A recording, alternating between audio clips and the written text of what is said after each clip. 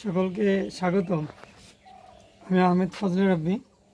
এই মুহূর্তে আমি আমাদের ছাদ বাগানের কিছু আঙ্গুর দেখাবো আপনাদের। আমি দীর্ঘদিন পর আমার এই ছাদটার আপডেট নিয়ে আসলাম আপনাদের সাথে শেয়ার করতে। আঙ্গুরের ভারে মাথাটা নুয়ে পড়ছে।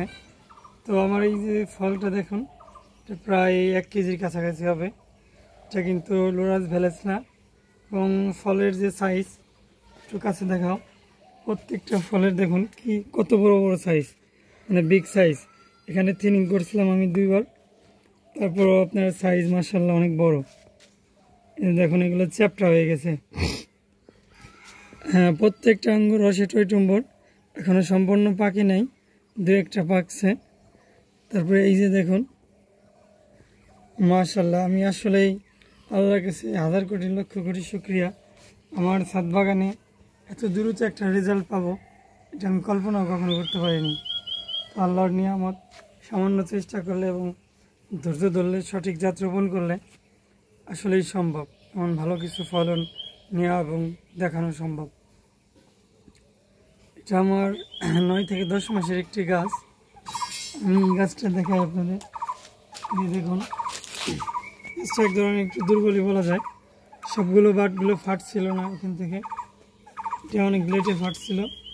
এটা মূলত আপনার ডার্মেক্সের যে ইফেক্টটা হচ্ছিল, যার ওইটার কারণে আপনার বাটটা এইভাবে ফাটে নাই। এই যে আমার গাছটা আসলে এইভাবে আসার পরে এই যে দেখুন আমার একটি ফলের ক্যারেটে রোপণ করা, ছোট্ট একটি ফলের ক্যারেট। এই পাশে আরেকটা গাছ আছে দেখুন, মানে একটা ক্যারেটে আমি 2টা গাছ লাগাইছি। এই গাছটা এইমাত্র আসছে সবেমাত্র এখানে। তো এতটুকু একটা বাস্কেট বা ক্যারেট থেকেও কিন্তু ভালো ফলন দেখানো সম্ভব। এর জন্য আপনি যদি একটু চেষ্টা বা পরিচর্যা করেন তাহলে আপনিও পারবেন।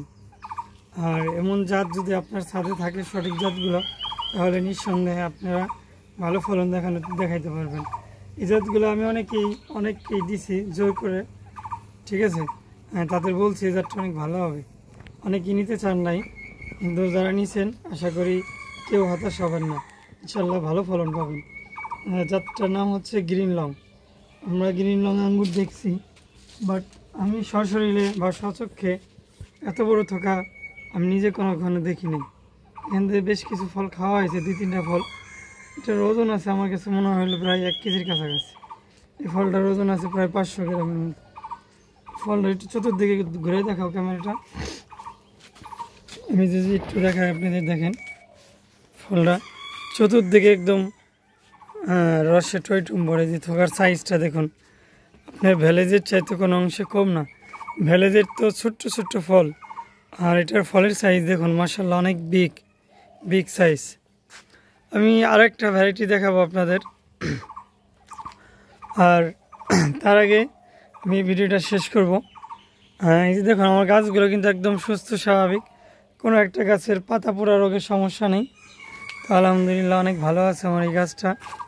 তো আপনারা পাতা পোড়া রোদ থেকে এই মাটিটাকে মালচিং করে দেবেন। এটা আমি এখানে দিয়েছি আপনার হচ্ছে কচুরিপানা, এবং আমি নিয়মিত পানি দিই সকাল বিকাল 2 বার করে। এতে কি হয় আপনার কি বলে, মাটিটা অনেক হিট হয় না। এটা একতলার ছাদের উপরে প্রচুর তাপমাত্রা আসে, যার কারণে আমরা এইটা দিয়ে দিছি। তো এই বছর ফল খাওয়ার পরে আমরা এই ক্যারেটটাকে একটা জিও ব্যাগে দিয়ে দেবো, কারণ এই গাছটা অনেক বড় হয়ে গেছে। তো এখানে আমি যখন এই গাছটা আমি একটু বড় জিও ব্যাগে দিব, তখন এটার থেকে আমি আরও বেস্ট রেজাল্টগুলো পাবো। তো এই ছিল গ্রিন লংয়ের আপডেট, আপনাদের সাথে শেয়ার করলাম। আশা করি যাদের কাছে এই জাতের কালেকশনটা আছে তাদের নিঃসন্দেহে ভালো একটা জাত আপনারা পেলেন, এবং এটার রেজাল্ট ইনশাল্লাহ আপনারা আগামীতে পাবেন। এবছর অনেকেরই ফল হয়েছে।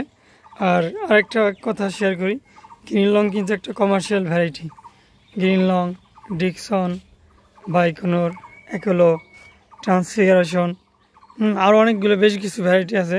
তারপর ব্ল্যাক ম্যাজিক, এগুলো কিন্তু নিঃসন্দেহে কমার্শিয়াল ভ্যারাইটি। একটা সময় দেখবেন কি বাইকোনর, অ্যাকোলোর চাইতে গ্রিন লং, ডিকসনের কমার্শিয়াল বাগান বেশি হবে। এটার কারণ হচ্ছে ফলের বেরি অনেক বড় হয়, ফলের মিষ্টতা অনেক বেশি বাইকোনর চাইতে, এবং আর্লি পাকে। বাইকোনোর সম্পূর্ণ না পাকায় খাইতে পারলে টক লাগে।